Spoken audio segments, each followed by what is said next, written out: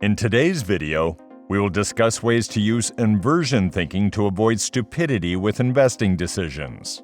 Using a framework established by Stoics such as Marcus Aurelius, Seneca, and Epictetus, and by more modern thinkers such as Charlie Munger and Howard Marks, we can use their ideas and thoughts to help us avoid losing money by eliminating mistakes. What is inversion thinking? Inversion is thinking of what you want to achieve in reverse. Another way to put it is instead of thinking about the future results and what you want to achieve, you think to flip it and think about what you don't want to happen. For example, instead of worrying about striking out while batting, instead think about making contact. Or, if you are terrified about a presentation at work and worrying if it is good enough, instead focus on eliminating any mistakes in your performance, such as insufficient data, bad slides, or technical malfunctions. Inversion thinking is a skill we learn.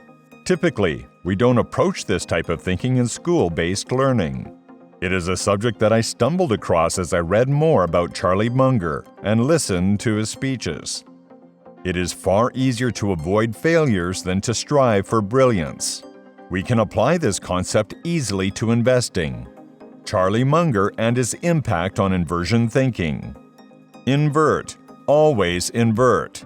Turn a situation or problem upside down. Look at it backward. What happens if all our plans go wrong? Where don't we want to go, and how do you get there?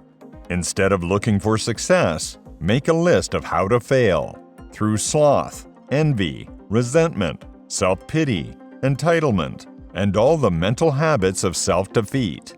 Avoid these qualities and you will succeed. Tell me where I'm going to die. That is, so I don't go there. Charlie Munger. Easily my favorite quote from Charlie. Full of so much wisdom and so typically Charlie. For those 2 or 3 of you not familiar with him, Charlie Munger is Warren Buffett's sidekick at Berkshire Hathaway and a brilliant investor in his own right, and one of the most profound thinkers I have come across.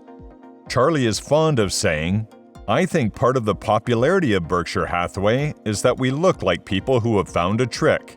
It's not brilliance, it's just avoiding stupidity." A great example of inversion remains Ben Graham's margin of safety concept, a straightforward concept people try to overthink. It remains an easy idea. If you buy a company for less than it's worth, even if you make a mistake on your valuation, you can still do well financially.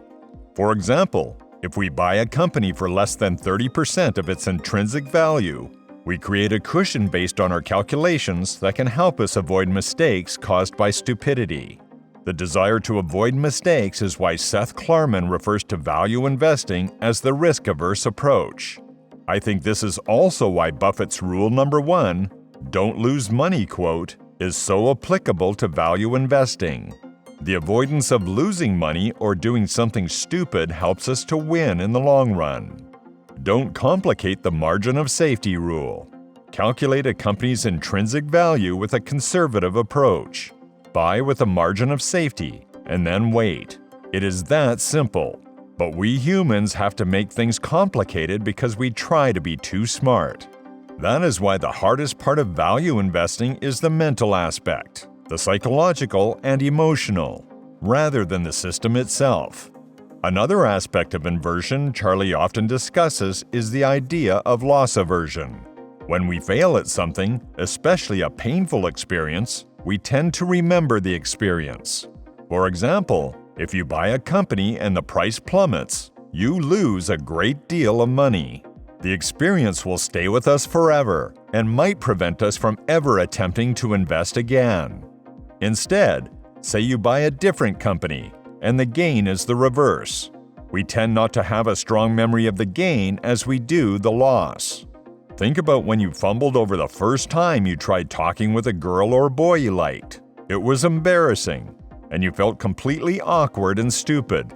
But after that, you had many successful interactions with someone you liked, maybe even date. But you still hang on to that one painful experience. We always feel the pain of loss much more than the comparable gain.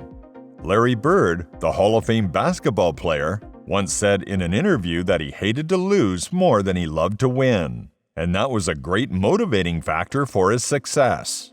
Loss aversion is a powerful force and a significant component of inverted thinking. Approaching a subject and reversing the outcome you want to achieve can help you achieve the desired result by avoiding loss. Final thoughts.